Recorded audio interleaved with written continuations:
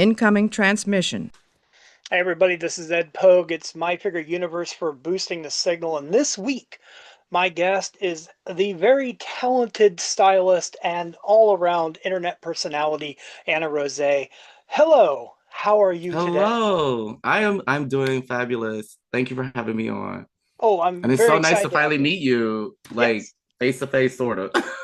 Yeah, well, I mean, and if we were, look at it this way, if we were on two different starships and we had flown up We're to on the each view other. screen. Yeah, Yeah. it's like that's all it is, I'm the Romulan over here saying hello. But Okay.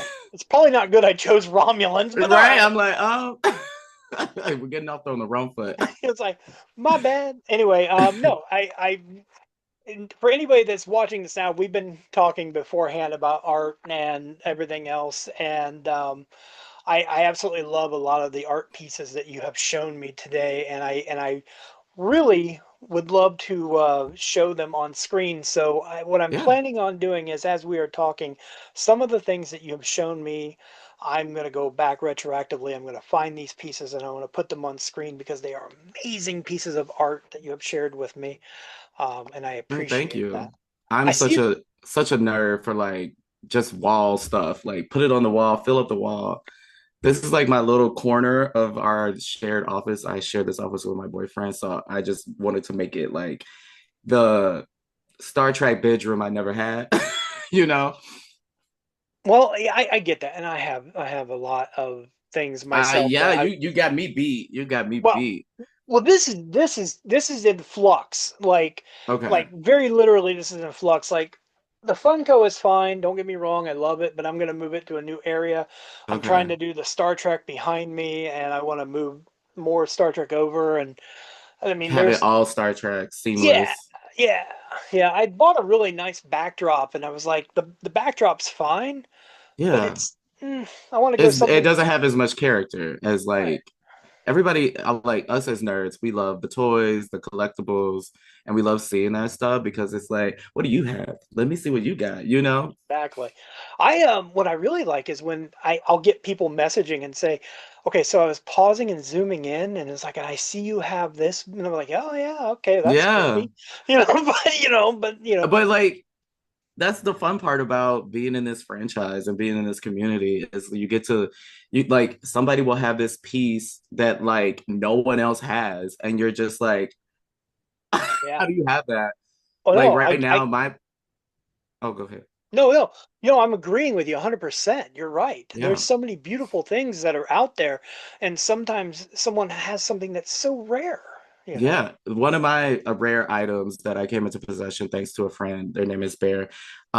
They found a DS9 script and they were on their way to Chicago to visit me, and they just surprised me with it. And now I have a script from 1993, the episode Playing God, about the one about Jadzia, where I think it's the one where she's training the initiate. Yes. And now I just have a script. I think I can reach it. It's like right here. Hold on.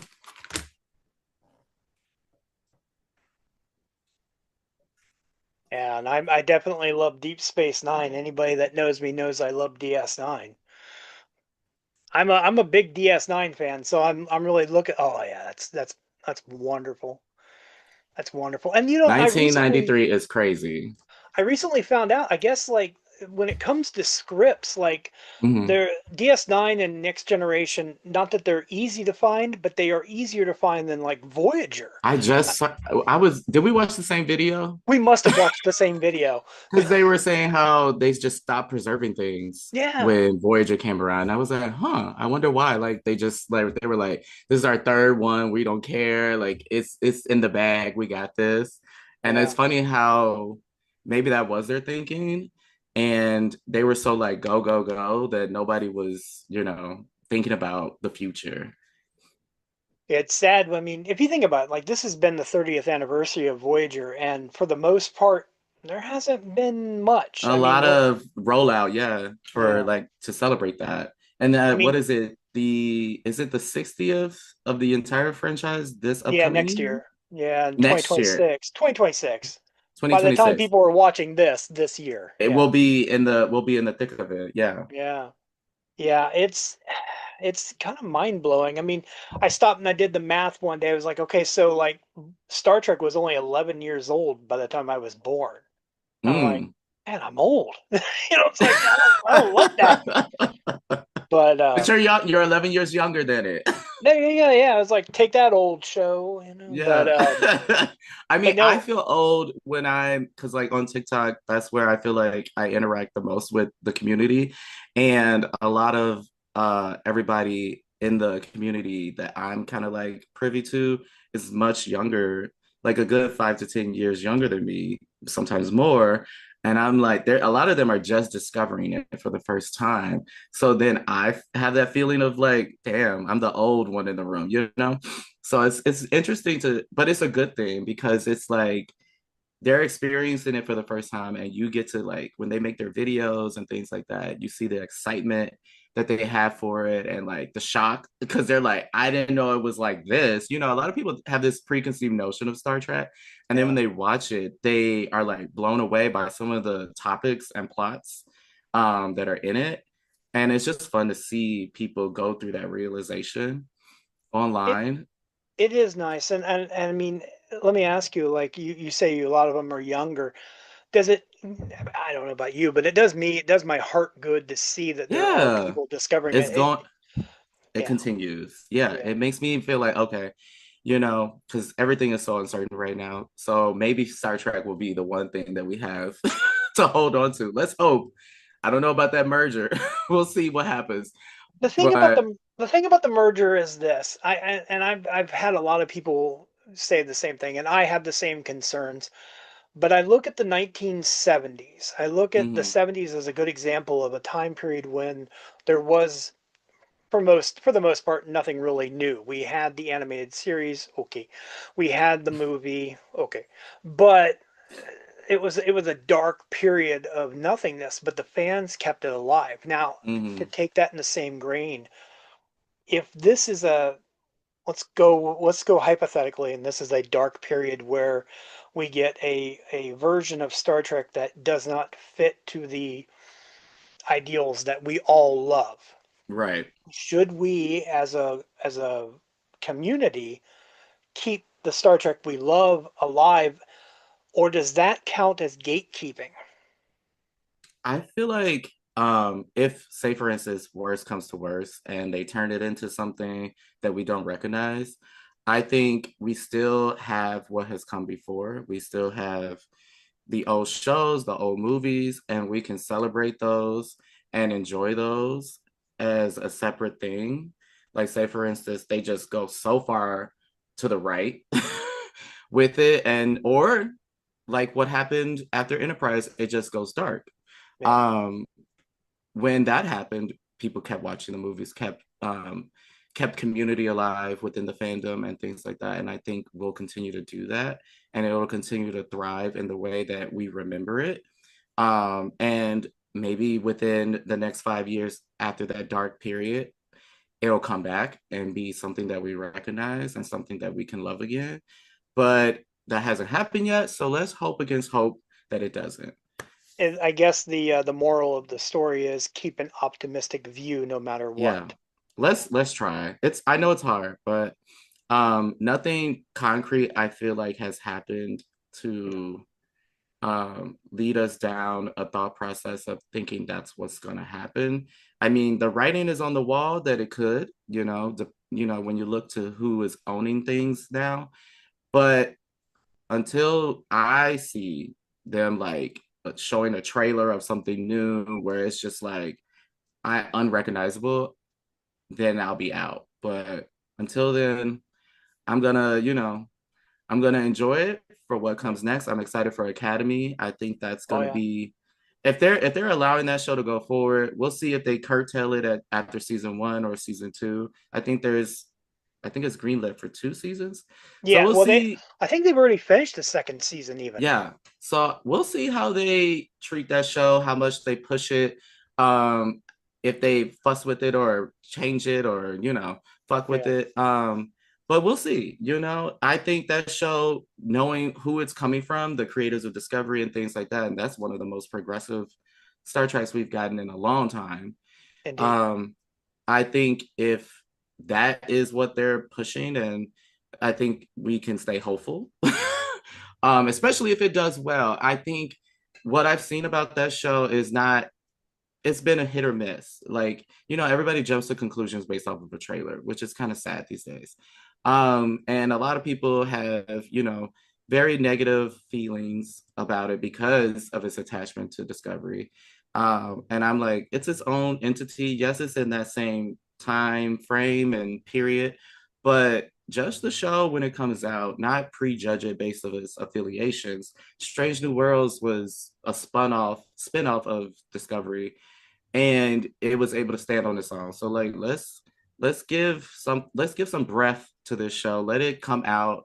If it sucks, it sucks, but let it be its own thing. Judge it on its own merit. You know, I think from what I've seen in the trailers that it's going to be amazing. You have Paul Giamatti, you have Holly Hunter, you have this beautiful new cast.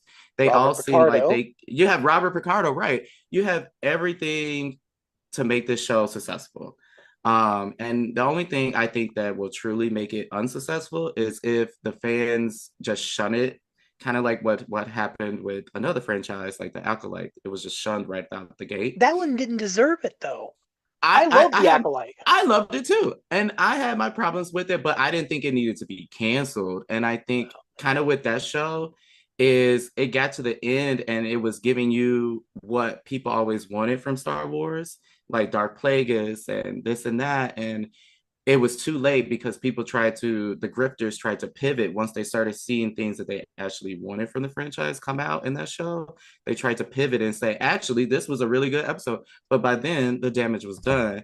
And I Mm-hmm. hate to see that happen with Academy, that people just hate on it. And then it gets to the point where it's actually, taking a stride and being really good. And then Yeah. the damage is done and it gets canceled. Because unfortunately, these companies, they listen to these grifters and um, make changes according to them because they're the loudest in the room. They may be the small minority, but they're so loud and so vocal online Yeah. that people tend to go with what they're saying. I yeah, when it came to Acolyte, I enjoyed I enjoyed everything. Not that we have to go into a Star Wars discussion, but On the I Star am Trek show? well, the one I'm thing just I try kidding. to always say is boosting the signal is not so much about a Of one Star Trek show. franchise. Star Trek just kicks the door open a little bit so we can talk about it because I'm not here to gatekeep anything. If you want to talk about, Priscilla, Queen of the Desert, I'm gonna talk. And I don't mean that. I don't mean I that love as that something movie. wrong. Exactly. I'm looking over at it right now. I have the poster in the back room. Shut It's one of up. my all-time favorite films. When my son when my son was showing signs that he was ready to come out, I Mm, wanted to embrace it. So I was like, okay, let's watch Priscilla. Let's yeah. watch Tu Wong Fu. These are my things. Yes. Hell, between you and I and everybody else listening, Chichi Rodriguez did things for me that I did not understand. It's like, but I mean, she was really pretty. Like at the end of that movie, that's a drag queen. yeah. When she like does the pageant at the very end, that's a drag queen. Because Oh, I feel like the makeup. It's so funny when they do drag in movies. You're always like, as a real drag queen, sometimes the makeup is like you can tell a real drag artist did it. But also, there's another thing that is a factor: the time in which it was made. The drag makeup of the '90s is so vastly different than the drag makeup of now, so yeah. you have to look at it with that scope. But I always find that fascinating to see how those trends have changed. And Chichi Rodriguez, she was hot. She was hot. I did see before Terrence Stamp passed, they had shot scenes for a sequel Yeah. for Priscilla. Right. So I'm hoping that that sees the light of day. I'd I like to hope so see what too. happens. Yes. Um, but all right, we'll switch gears again. Um, but yeah, Acolyte was good. I liked even Skeleton Crew. I thought that was really good. And, Yes. and like when it comes to Star Wars or even Star Trek shows, I kind of look at them like not. they're not all, they don't need to be the same. We don't need a carbon copy Yes. of the previous thing. It has Yes. to, you know, bring in different Evolve. audiences. And Yes. like I'll tell you what, I'm a Deep Space Nine guy. I am a Cisco fan. Yeah, I'm the same way. It's like I have a whole Cisco section. You can't really see it, but I've got my Mm-hmm. Cisco section. And I when Starfleet Academy showed the screen, the Cisco screen, Mm-hmm. I stopped, I zoomed in, I read it, I wanted to know everything, and then my heart broke when I saw he had never returned. And Right. I'm like, you know, I just so I think about the implications of that. The way my Yeah. mind works is like, you know, poor Cassidy, you know, poor Jake, you Yeah. know, and it's like poor unnamed child, you know. Yeah. Yeah. But so I'm looking to see where I can't wait to see where that goes and how does I that tie in? yes, and it's the first show or anything to really even talk about Cisco, Yeah, even bring him up because I think, Avery has made it very clear that he's done for whatever his reasons are. I hope that they can back up a money truck to his house. I don't know what will get him to come back, but I think it would be revolutionary in storytelling, like to see him back on the screen in that uniform or just in that setting. It would just it would do so much for the franchise. I really believe that it would. But to see that was such a nice acknowledgement that DS9 has such a pivotal role in the franchise because I feel like for the longest, I remember when Paramount Plus switched over from CBS All Access and they would do their trailers, their of all the shows and compilations, and DS9 would barely get featured. And I feel like for a long time they were fearful of really highlighting it because they didn't know what to do with it because, you know, all the other actors from all the other shows, they're pretty kind of like omnipresent in the franchise, doing cons, coming back for guest roles in Picard. And Cisco just isn't. Avery is just not. So I don't know if that played a role in it, but it seems like it might have, and like how they would like approach, showing it off yeah, or talking about it. It seemed very like off to the side. Like, let's not talk about that. But now I think they're starting to like show it off more in compilations and little franchise trailers that the Star Trek account will do and things like that. And I'm like, yes, be proud of this show. Like this is your best show as far as like writing and character is concerned. And everybody's mileage may differ. Some may prefer TNG, but in my heart of hearts, I think if you look at the shows in the 90s objectively, DS9 is objectively the best written start to finish. There are obviously some better episodes than others, like any other franchise, but I think it just hit a chord, hit a stride, dealt with things that long form storytelling over 7 seasons. It just hits different. Those characters just hit different. I think a lot of it too was different character arcs. If you look at DS9, they have the best character arcs.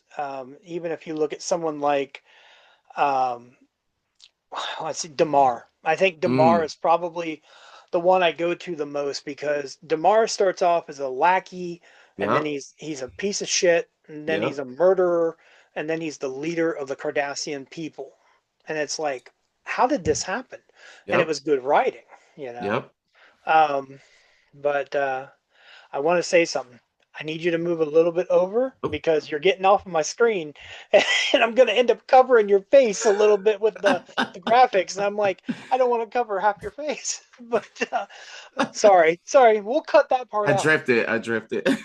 Um, but then, yeah, I mean, and then Kira Nerys, a terrorist, and that Hmm. becomes, you know, for all intents and purposes, the leader of DS9. You know, but Yeah. yeah, I love that show, and but outside of the show, it was a good father son Yes. relationship, and that's what I looked at it for. Is like I grew up wanting Avery Brooks to be my dad. Yeah, you know, Truly, truly. And like, seeing that example of a black man being a good father was so important growing up in the 90s. I am a product of a single mother. So like that was something that I definitely looked to. And like I didn't watch DS9 all the way through as a kid. Mhm. So it was something that I really came back to as an adult. But I did watch it here and there. And I saw enough of it where seeing Jake and Cisco and how he parented him was very meaningful for me personally. Like it really spoke to me. It was like it was nice to see that someone understood that, you don't have to portray a stereotype, like Yeah. you can portray this black man being warm and loving and a good father figure to his son. And that means a lot because you don't get that a lot on TV. Um, and then the only other father figure was Worf. So, so we we don't want to look at him as anything as far as examples. No. But yeah, like their relationship, and I actually met Ciroc Lofton at the con and for a photo op. And with those photo ops, you get like a second. Yeah. But it was still so important to me because I had met him the year prior at the same con, the Creation Star Trek con. And we talked in the hallway. He saw me dressed up as Janeway and things like that. And he started talking to me, and I started, talking to him. And it was just so good. But I was like, this year I have to take a photo with this man because he's one half of a duo that means so much to me. So it was so funny because I walked up to him. I'm dressed as Mariner, and he's just his smile went across his face. He was like, "What is going on?" And I was just like, I forgot what I said to him. I know I said something, but I forgot. And he's just beaming, like I somebody commented like he looks more excited to see you. And I was like, internally, I'm freaking out. Like I'm trying to keep it together. But yeah, Well, it that was such a that good time. that would be amazing. One of the best things in the recent years that Sirach did in the Seventh Rule was when they started doing Captain Cisco Day, Hmm. and it was the ability, especially like the first year, you could write in and send like letters in to Avery, and he was going to Oh take them wow. to him. And I was like, oh, I cannot wait to do this. It was Yeah. like, so I wrote out this long epic, like everything he ever meant to me because Yeah. the reality is, and I don't want to be a bummer, is the reality is they're not going to be with us forever. And And he if doesn't go to cons, so no, when can you interact with this man? yeah, when the Captain's documentary, I'm looking at it as I look up, the when it was Shatner talking with him and playing the piano and such, I love that. I love that that Hmm. exists, and it was sad that he wasn't in the What We Left Behind documentary. Yeah. I mean, not as anything new, It's just but he's like done. and I get that. And like if you said they back up a truck full of money and they get him to do something, even if it's just him sitting at his dad's piano, Hmm. like maybe that's the world he lives in now. Is he's Yep. at Cisco's, Creole, and he's in there just playing piano and giving out wise sage advice. Give it to me. I'll take Yeah. it. I'll take it. But yeah, I wanted to ask something. I've watched a lot of your videos and I've seen a Uh-oh. lot of your. Well, no, that's I'm great. just kidding. I'm just kidding. No, I was gonna say I love like your when you've done the trivia. I love your hair Hmm. tutorials that you've Hmm. done. Which especially I think my favorite one that I've Hmm. watched was the Deanna Troy because I never Okay. gave a consideration to how many roles it took to make all that Yeah. hair. And I'm Yeah. thinking that's an '80s hairdo right there. Very, That's very 80s, very 90s. And like honestly, if I was to do that hair again, I would take another wig and plop it on the back because she just had so much hair. wow. And I was like, I used one wig for that, but it definitely requires two, I think, in my opinion. Especially for a drag queen. But I made it work. But yes, I'm so happy that you love that one. Oh That yeah, one did fairly well, honestly. Um, I'm not sure off the top of my head. It might be the best tutorial on YouTube as far really. as views. I think not that I have a ton of views, but I think it did the best. Yeah. I Well, think. you have at least a few more from me. Well, I But appreciate it. I was thinking, I was like, oh, I need to subscribe. I didn't want to like go in to talk to you without being subscribed. I was already subscribed. I was like, all There we right, go. yeah, There we like go. it's like, well, I can't resubscribe, but I but no, appreciate it. I truly do because I know YouTube is one of the things that I've like can only put so much time into, unfortunately. And I wish that because I work in theater and things like that when I am working. So once I'm in a show run, it's like I have no time to edit or to film. But right now I'm on an off season. And so by the time this video comes out, since we're talking about YouTube, I will have another YouTube show with another queen, and it's called Observation Lounge. And we should be somewhere either in our second episode or third by this point. Um, but the first episode, we're going to be basically deconstructing our thoughts on Strange New World season 3. And we did each episode, so we're gonna break that up into a few bits, a few videos. But it's if you are familiar with Drag Race Girls, it is kind of like the Katya and Trixie show.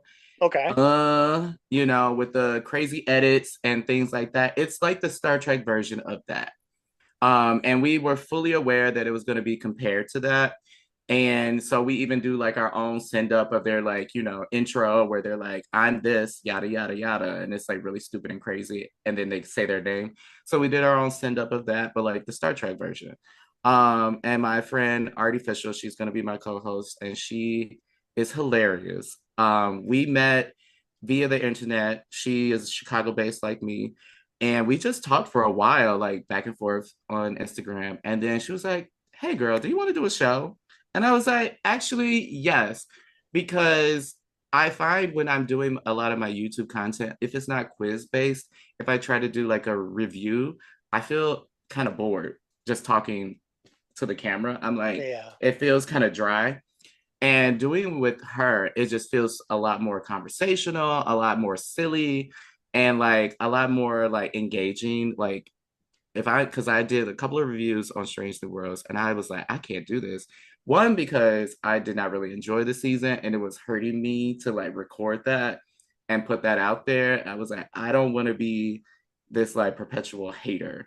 So I'm gonna step back, and so I saved all my hateful thoughts for that video.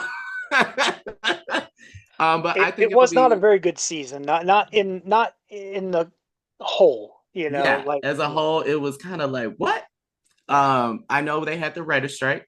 I know that was a hurdle they had to get over. But I had to take it for what it is, and it was not great. It was doo there was doo. some shining moments. I thought we're going to go somewhere. Like I thought Gamble was going to be a good character, and I think that I'm glad he got the highlight in being the villain, as it For were. the actor, that was Yeah, great. that's Yeah, great. But I think it would have been more. I mean, we could have had more.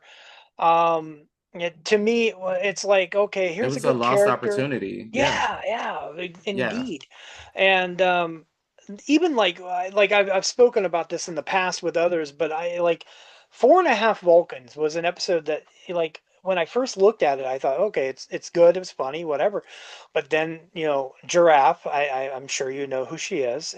She spoke, and her words touched my heart, and I was like, I don't like that episode, and I can't watch that episode. It has a Mm-hmm. whole new meaning to me now, and Mm-hmm. I'm hoping that they do better with season 4. I really do. Yeah, that 4.5 Vulcans, it was because I was on the Hailing Frequency podcast, and we talked about that, and it it just was so brain dead in its like thought process and what it was trying to do. And it felt like a very first draft. It was like someone had an idea and they wrote out a rough script, and they probably because of the writer's strike, they just went with that. Yeah. It was very odd in the way that they basically said your Vulcan cultural identity is wrapped up in your DNA. And if that's the message that they're trying to portray, what does that say for humans? What does that say for any other race in Star Trek? And I know people like to hand wave it. It's just, you're it's just a joke, blah blah blah. But like we have to look at Star Trek with a little more critical of an eye, because Star Trek is a thought-provoking show. And typically they are trying to get you to think about the real world and real issues through the lens of these aliens space, etc. And to just, give it a pass when it fails is not, it's it's not fair to the viewer, it's not fair to the show. It's okay to call your favorite thing out when it deserves to be called out. It's okay. Like it doesn't, you can't bat 100 every time. You're gonna have a doo-doo kind of episode. You're gonna have a bad one, Yeah. and this was a bad one. It's okay. Like we've had bad episodes before. It doesn't make me hate the franchise. I don't hate Strange New Worlds, but like I have to acknowledge, like if somebody's gonna ask me what'd you think of it, I'm gonna be like, it is not the best. We can hope to do more and better, but Well, we can all agree there are episodes of Star Trek we skip, oh, like, for real. yeah. I've been No. watching Enterprise and there's quite a few. Well, for the most part, like, I've had people ask me, like, hey, actually, it was about a year ago because it was in my Facebook memories. Someone had texted me out of the blue and said, I thought about watching Star Trek. Where should I start? And I was like, Hmm. oh, I'm going to love this That's the question. question. That's It the was like, question. I said, well, and I'm like, you could probably skip season 1 and 2 of TNG. You can skip Hmm. season 1.5 of DS9. Yep. It's like there's certain ones, but I'll make you a whole list if you want it. Yeah. But um, I don't feel watch Code like, of Honor. yeah, don't watch. I haven't seen that episode, I think, since I was a teenager, maybe before. I feel like when because someone asked me that recently at work, they were like, "I've been wanting to ask you where should I start," and I honestly, I go off of because people have asked me this enough, and I asked them in return. Well, let me ask you, what kind of shows do you like? Do you like action? Do you like something that's going to be slower, more methodical, and thought provoking? Because if you like the action and you are more geared to watch something that has a more modern sensibility, more modern camera work, special effects, I always say Discovery or Strange New Worlds. Yeah. If you want something, if old camera work and you want something a little more relaxing, TNG, you know, and then branch off from there. Those are my two. Like, because I feel like this DS9 might be a little bit too intense in its storytelling and a bit slower when it starts.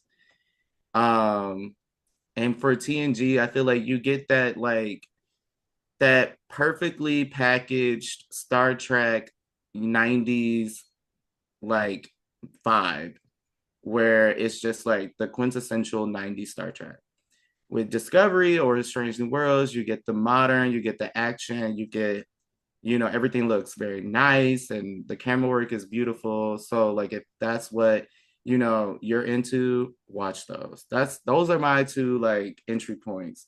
Because I feel like most modern audiences who are asking this question, they're probably not going to want to start with Kirk. They're probably not going to want to start with the movies. I feel like the movies is just like a watered down version of the shows, so it's better to start with the shows. And yeah, I feel like Voyager could be a good entry point as well. Yeah.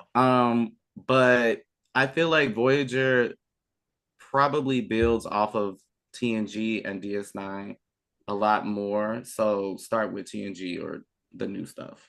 I've been doing a lot of rewatching of Voyager. I'm just about done with season 5, and I'm noticing.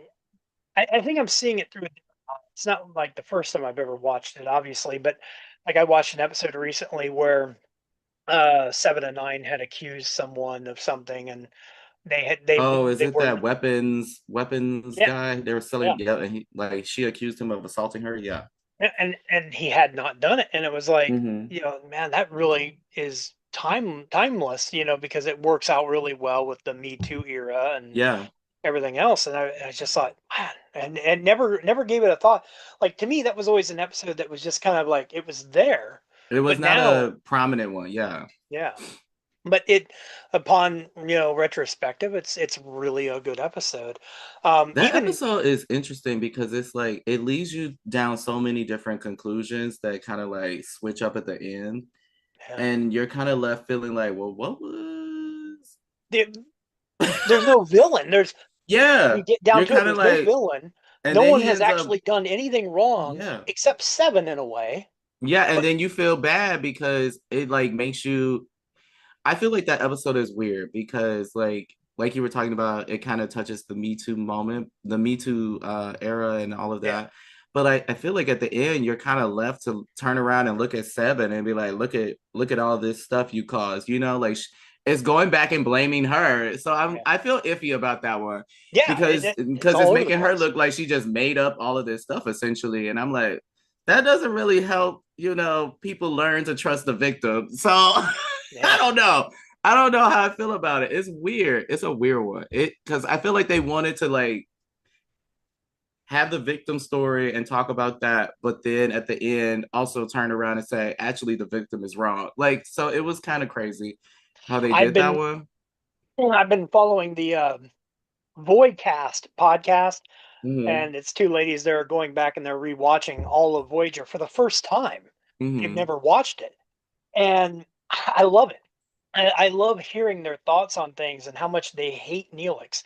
And but but I don't think I hate Neelix. I actually don't mind Neelix. I think Neelix when he was with Kess was a little weird. Like Yeah, I look at it now and I kind of want to do this a lot. it's Like questionable. It's yeah. questionable. And he was very jealous and controlling in ways, Oh yeah, the you jealousy know. is hard to watch. It It really is. is. It It's is. I think but that was them grasping at straws for drama. yeah. I Um, look forward to when they get to that seven episode. I want to hear a female perspective mm-hmm. because I mean I feel I don't have a voice. I've never been Right. uh, assaulted, nor have I Right. assaulted, and so like I look forward to a Getting, perspective. yeah, to see like what that actually feels like. Because if I'm feeling that way, I wonder how someone who's been through that would respond because like I was saying, it just leaves me with a weird taste in my mouth at the end of the episode because she's so adamant throughout the episode and the episode leads you to believe that she is correct and no one is believing her until they do, and it takes a lot for them to actually side with her. And then when they do, he runs making it look like he's guilty, but ultimately he's not, and then you're just kind of left feeling like, well, what is this episode really trying to say about, listening to victims, especially when they basically turn around and say the victim made it all up essentially. So Yeah, it's kind of iffy one. um, but it's a thought-provoking one because we're talking about it. And I knew exactly. exactly what episode you're talking about when you brought it up. So it clearly I remember watching that as a teenager and I was like, this is crazy. Because like Seven was my girl growing up. So I was like, don't mess with Seven. Like, so I was like, what's going on? What are you doing? I am curious. You've talked about your love of Cisco and such, and now Seven of Nine. Do you have an absolute favorite character in the Star Trek franchise? Oh my God. That's a hard one. I don't know if I have a favorite. If I was to pick one, recently I did give the answer of Seven. Okay. Um, but it's like I love Cisco. I love Janeway, obviously. But if I'm really, I love T'Pol too, and I've been watching a lot of Enterprise with my partner, so she's been omnipresent lately. Um, but there's something about Seven and like her story and her resilience and her no nonsense bluntness, and that I just appreciate. She's vastly intelligent, and seeing her evolution in Picard was, I thought, some of the best things Picard did. Um, Seeing how she went from Fenris Ranger to, being the captain of the G, and I guess we'll never get Legacy, you know. Oh, fingers crossed. Um, Fingers Fingers crossed. crossed, fingers crossed. I don't need Legacy, but it would be nice. It would be nice. But yeah, like Seven is just one of those characters that I think she was brought in obviously for one intention to boost ratings and sex appeal, but ended up being written so well and acted so well that she clearly resides in people's minds and hearts because she came back and killed it yet again. So it's got to be seven, I think. If I had to pick one, Now, have you ever donned her persona, shall we say? it's been in the back of my head. It's something that I need to do. I want to do. I'm next on my docket, if I can get the prosthetic right, is Balana. But I'm trying to get through all of this content for Christmas and whatnot before I start fussing with more prosthetics because I'm doing a prosthetic this weekend. But the prosthetic I ordered, it came painted. And I think that was a mistake because Yeah. it's a little like the texture of it is not right. And I don't know if painting over it will make it any better. It'd probably make it look worse.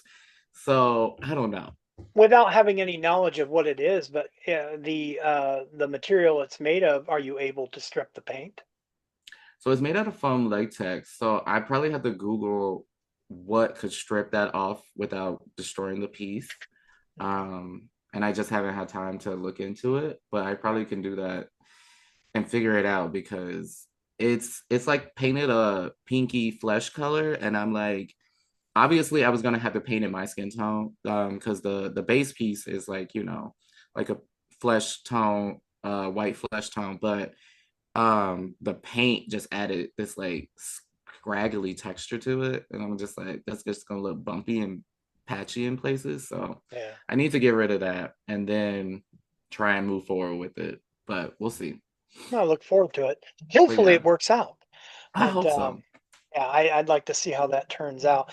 You have made mentioned in the past with other interviews you have done that you work in, and even today you've worked in Mhm. theater and opera and television. What have you done that where? So I have worked at the opera here in Chicago, the Lyric Opera. I've done that off and on since 2016.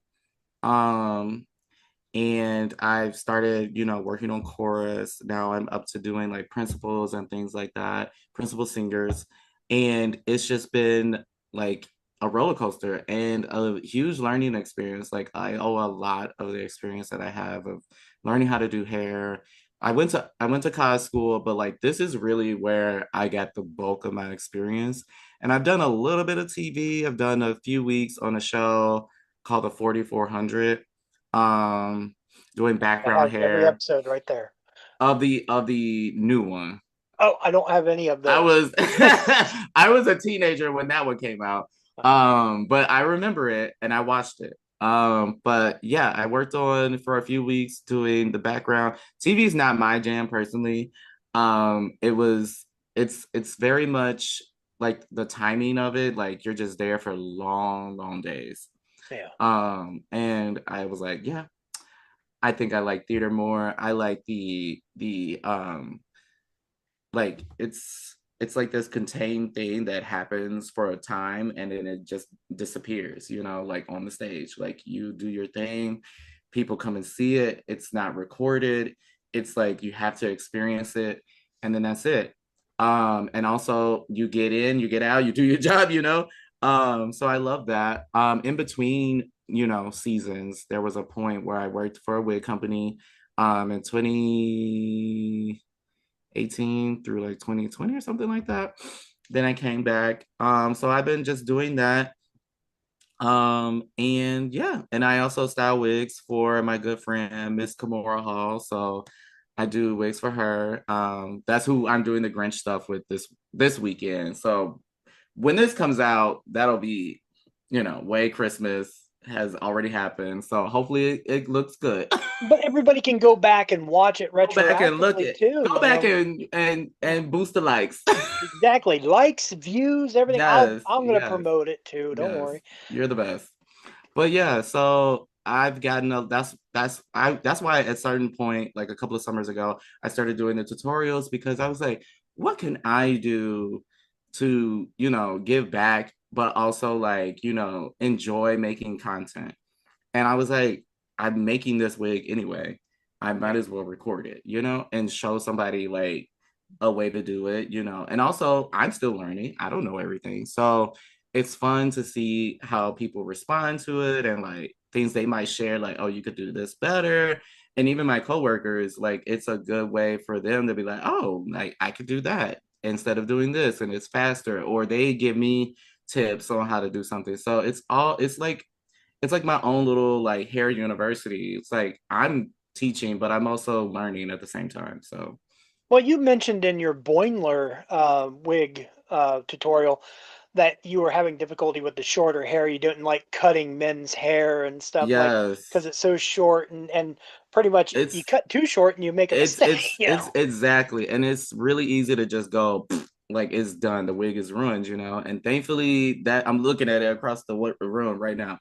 And she's seen better days. But yeah, like that I was so happy with how that came out. Like, I cannot stress enough. That was like, I hadn't cut a men's cut in like years. So I was like, this is all on instinct and all on like, I watched a couple of videos, but also like, for the top of it, I really couldn't go off of like cutting like a real man's haircut because I still needed it to be full enough, long enough to make this weird shape, you know, because I had this big hair that I based off of Mariner's live action look. And I was thinking of taking his style in the live action version, but I'm like, if my hair is so large and his hair is so small, it's not gonna read together in the way that I want. So I right? was like, let me do a mix of live and a mix of the cartoon for him. And so that's where I was like, let's make it huge. Let's like make it spike up and swoop and all of that stuff. And I think that was honestly what really tied that look together for the two of us. So, and thankfully, my boyfriend is always down to clown. So he's always really like, let's do it. Well, and I assume that that is your partner in the videos that I've Yep. seen, like with Yep. Moopsie and everything. Okay, all That right, is yeah, him. yeah, Yep. he does well. He does well. He Uh, does. Like he's really impressed me and like and just I don't know, he's just eager to help me. It's very supportive. well, that's good, and that's what that's all anybody needs in life Hmm. is just someone to support To them, and believe in them, yeah. yeah, Like it may be like, this dumb video that we're doing right now. It's just for like the shits and giggles, but who knows where it might yeah. go, and Well, who may that's see like it. I don't. When I started this, it was not about me. My whole Yeah. goal is not like I don't want you to look at me. I want you to look at you. And I want to help other people. I'm not a big voice. I don't have a big voice. I don't have a big But it's audience. it's ever growing, and Exactly. same for me. Like I feel like it could be bigger, right? Yeah. You had to start somewhere. And I think what you provide is a resource for the community. And ever since we've started talking and like, going back and forth on Instagram, you've always been so kind and like boosted me when I needed it without even asking. So thank you. Thank you, thank you, thank You're you. welcome. And like you do that for so many in the community, and like that will come back to you because that's just how energy works. So I do what I it's only a can. matter of time. It's only a matter of time. Well, hopefully, if you can get one, if you can catch the attention of one person, that's winning. Yep. So and that's all we can ask for in life, I guess. I do want to touch on one other thing Hmm. because we wrap everything up, and that is, um, in your videos, I have noticed a Sailor Moon statue in the background of one of your videos. My wife saw it, and she is a big Uh-huh. Sailor Moon fan, so that got pointed out to me immediately, and so I started wondering, like, what outside of Star Trek is your Am I main, into? yeah, your main thing? So I will tell you, those are my partners. Okay. So just like your partner's into it, my partner's into it. Everything about Sailor Moon on paper, I should love because I love Super Sentai. I love Power Rangers. And that's basically the made for girls version of that. Yeah. And I just can't get into it. I just can't. I can't. I try so hard. I've tried. I don't hate it, but like when I watch it, I tend to roll my eyes. Because a lot of things are just weird in it. Like, Yeah. there's weird shit in Star Trek, but there's, the whole plot of like Chibi Moon, who's like from the future, but hitting on Mamoru, who's her dad. So it's got that anime weirdness. It's got that anime weirdness that I'm just like, yeah, I'm a pass. I So, get it. I get it. I didn't. I don't really care for it, but yet, like, I have an ex of mine got me into Inuyasha, and mm, I like that. That one's okay mm, for me, and it's pretty much just as weird, but yet, yeah, you know. I've So watched Inuyasha and I like that more than Sailor Moon. I've yeah, never watched it all the way through, but I've definitely watched it. But as far as things that I love outside of Star Trek, I like Star Wars. We talked about that. I like Super Sentai. I've really been trying over this past year. I found a site. We're not gonna say which site where you can watch them and they're not dubbed. They're subbed. They're subbed okay. and they have just about the full catalog from like the 70s until now where you can watch these episodes, so it's been a great resource. What else am I into? I like the X-Men. I love superheroes. I'm like looking at my own tower of figures. I'm like, what am So, I into? so what do we got um over here? um because yeah, I have a Jean statue. I love Lady Gaga. I love the Little Mermaid. Like I grew up with the Little Mermaid. It's like my favorite Disney franchise. When Holly Bailey got casted as the Little Mermaid, I was in tears because I literally felt like this was made for like little black Eric as a little boy watching the movie on repeat, having my parents hide the VHS for me. That movie was made for me. Now, was it the best Little Mermaid movie? Some things could have been done better, but And it still spoke to me. Little Mermaid's Um, fine, but my wife hates it when I talk about it because I explain to her every time we watch it. I'm like, she's giving up her voice for a vagina. Yeah, and she's like, "Stop it, just stop it." Yeah, like, but that's what she's doing. I mean, you're not wrong. You're not wrong at all. She literally is trying to like get a man, Yeah, and it like and when you overanalyze it for like 2 seconds, when you not even overanalyze, when you think about that movie for more than 2 seconds, you're like, this is terrible. This is sending the wrong message. But what else? I feel like I'm forgetting something, and I'm gonna be like, oh, I and love aliens. I love aliens. Like the xenomorph and all of that. I I'm still into need to that. watch Romulus. I haven't watched that Oh, or the it's really series. good. It's pretty good. The series, I'm gonna tell you right now, maybe halfway, it's really good. Maybe up until episode 5. And then it starts to taper off in story quality, like the finale. I'm like, See, and it's like, that's why nowadays we yeah. don't get 26 episode seasons of shows. Yeah, and I think that's to the detriment of shows like Strange New Worlds and like this Alien show, because they're forcing everything into like such a small quantity of episodes. That I Okay, so think that wait a also. minute. Oh, hold on. I'm sorry. Mhm. Well, I'm thinking about it before I don't lose my thought. Do you think Strange New Worlds would have been better if they would have taken the Doctor Who route and only did 6 episodes? For this season, Yeah, I think that would have hurt it more, really. honestly. I Okay. think so. I think they were trying to tell an epic story with these demons and the whole connection between that and the Gorn and this and that. That's still kind of foggy for me because what were those entities in the bottles that looked kind of like Gorn but weren't Gorn? Well, here's the thing too. Um, Were they Q? I mean, like, because it was supposed to be the It Q was home yeah, it planet. was a Q home. We found out that's the old home planet of the Q. So what? So did the Q have a war with this species and then imprison them? You know, and then like the alien who was the kind of like their guide. He had never been in this temple, but he knew what the statue in the other room. He had seen that before and knew that that meant something bad. Yeah. So it was just kind of like a lot of things did not coalesce in the finale and make sense. I thought when Patel and Gamble were going to, when they squared off and they had their fight, that they were gonna like explain what that was really about, but it didn't go in the route thought it was gonna go. Yeah, it No, just it was didn't kind go of the way I like, wanted it to either. I thought yeah, Patel was going to be a Gorn. I thought she was going to be the Gorn that like, fought Kirk. I was waiting for her to show up in that yeah, gold dress or something. yeah. That No, made the most sense, and then that would explain. I thought that's what I was sure as shit that that's where they were going. same That here. that was going to explain the look and difference of the Gorn from TOS to Strange the World.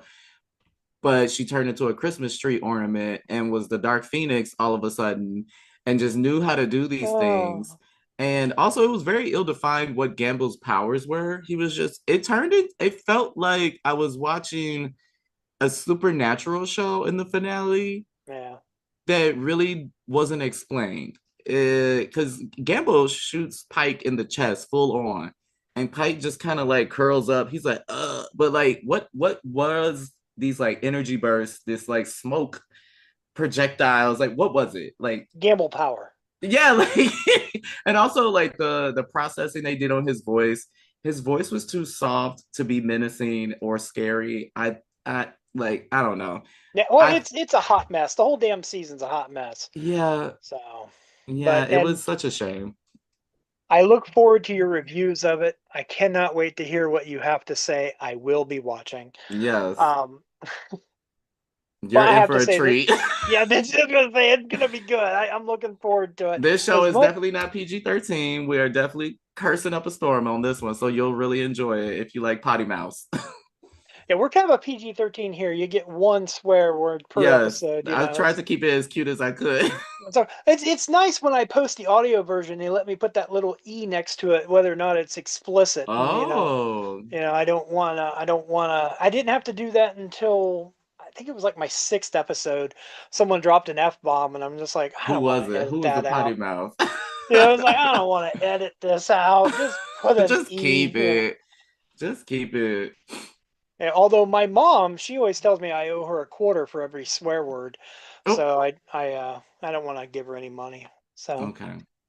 I won't say anymore. I know I said one. That's all right. It's okay. We'll leave it in. I appreciate your time. I really Of do. course. Would you like to tell everybody where to find you, all your ads, all your information? Yes, yes, yes, yes. So I like to keep it simple because some of my handles are slightly different. But if you search for me on Instagram, TikTok, even YouTube, if you just type in my name, Anna double N-A Rozay, spelled Rozay, you will find me and I will be there waiting. I'm there. Instagram, YouTube, TikTok, Threads. That's where you can find me. I'm not on Twitter anymore. I gave that up because I just couldn't handle it. But yeah, I think that's pretty much where you can find me. And for the new show, our new show is going to be called Observation Lounge 2, and I'm doing this with Artificial.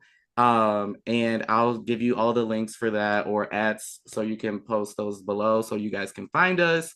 We have a YouTube channel, we have a TikTok, we have an Instagram, and they should be easy to find as they are all at Observation Lounge too. All So, right. yep. That sounds good. Yeah, everything will be below and on the screen and everything else. And if you're listening, if you're one of the listeners, thank you so much for listening. Yes, thank Go you. ahead and click that subscribe button now. But yeah, and make sure you go and give Anna Rozay all the follows and all the love. And I look forward to seeing those numbers go up after this episode. We need Yes, the me numbers to too. go And up. same for you, babe. Yeah, I appreciate that. Yeah. If you're listening, please like and subscribe and share with your friends. Tell your grandma too. Go over to it's I like say the same thing. it's like just tell your grandma. Yeah, Just tell I everybody. love it when you say you're a big old nerd and if you're here, then so are you. So am I. Yep, You know. exactly. So Exactly. yeah, I pay attention. I pay attention. I So love it. I love it. I love a man who does research. So thank you. you're welcome. Thank you so much for your time. Thank you.